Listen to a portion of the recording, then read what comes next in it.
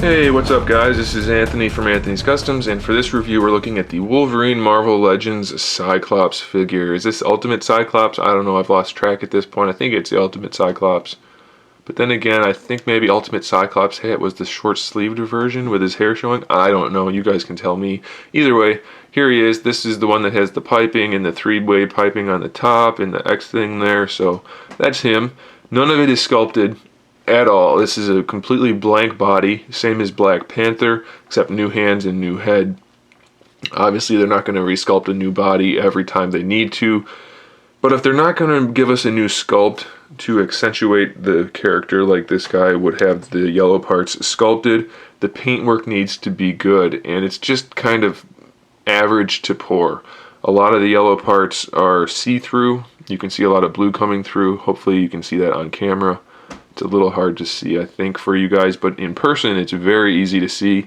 The lines aren't very straight. If you look at the arms, this one's going up, this one's going down, and you can't bend them anymore, so they just did it crooked.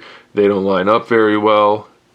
It's just kind of not ideal. And then the wrists, the paint is absolutely horrendous. On both of those figures I got, because you get 2 per case, both of them had horrible paint jobs for the wrists. The lines are sloppy. There's all kinds of scratching and marring, and it just looks really bad. The lines on the boot area are really clean though, so that's a nice thing. The face paint, very mediocre. There's a little bit of bleeding and overspray, but it's not horrible.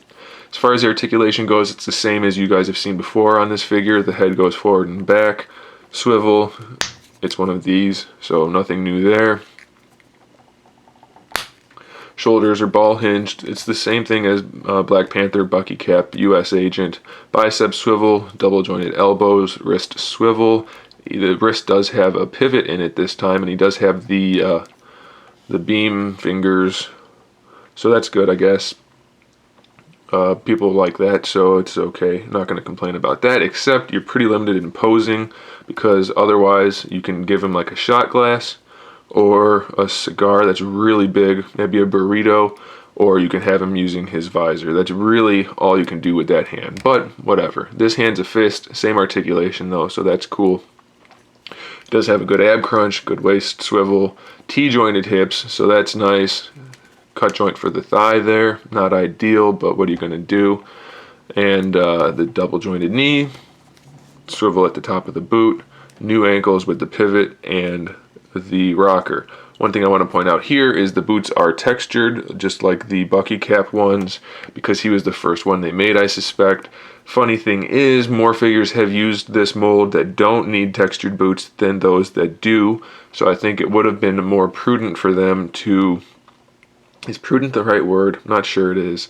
But it would have been better if they gave us smooth boots instead of textured boots. Something like that. I know it's not a big deal, but it's the kind of thing that I think about since I'm a customizer. I wonder why they do the things they do sometimes. Anyway, here's something else. This figure, it's not horrible, but the mold is better suited for wearing a belt.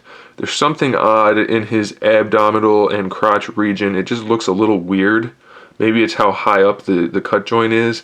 Maybe it's the shape of the pelvis region. Something about it is a little odd to me when it's not hidden by a belt. It's not horrible, and it's obviously not a problem. It's just something to think about. He does have a peg hole in his back, so that's nice. I don't know if I did the height, so we'll do that real quick. He's about 6 1/4 inches tall, and he's a decent Cyclops figure. The nice metallic-ish blue is pretty good, and the flaws aren't enough to make me say not to buy him. But he's not as good as I would have liked. I'm a big Cyclops fan, so I'm a little probably too picky for this guy. He'll do. He's just not great. It's a little difficult to get his hand where you need it for the thing also, but you can do it. So there it is.